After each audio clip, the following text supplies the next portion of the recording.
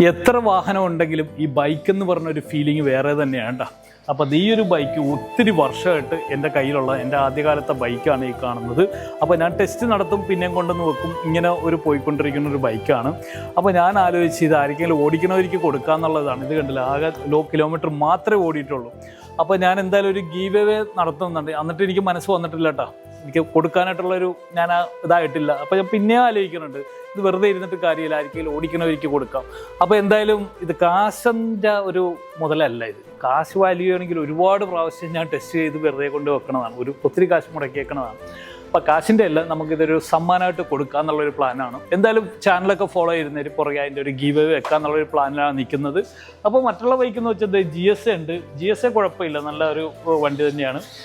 BMW അത് UAE എൻ്റെ കയ്യിൽ ഗ്രാൻഡ് അമേരിക്ക ഉള്ളത്. ഇവിടെ ഒരു ഹാർലിയുടെ റോഡ് ഗ്ലൈഡാണ് ഉള്ളത്. ഈ റോഡ് ഗ്ലൈഡിൻ്റെ പ്രത്യേകത എന്ന് വെച്ചാൽ കേരളത്തിൽ ഒരെണ്ണേ ഉള്ളൂ, KL വണ്ടി കേട്ടോ. റോഡ് ഗ്ലൈഡ് കേരളത്തിൽ ഒരെണ്ണേ ഉള്ളൂ, ആകെ ഈ ഒരു വണ്ടിയാണ്. ഞാൻ ഇതിനെ UAE കൊണ്ടുപോകണം. കാര്യം ഇവിടുത്തെ ഒരു പ്രശ്നം എന്ന് വെച്ചാൽ ഹാർലി ഡേവിസിൻ്റെ കൊച്ചി ഷോറൂം സ്റ്റോപ്പ് ചെയ്തിരിക്കുകയാണ്. എന്തായാലും ഫോളോ ചെയ്യുന്നു, ഇതിൻ്റെ ബാക്കി ഡീറ്റെയിലൊക്കെ ഞാൻ പുറകെ വരാം.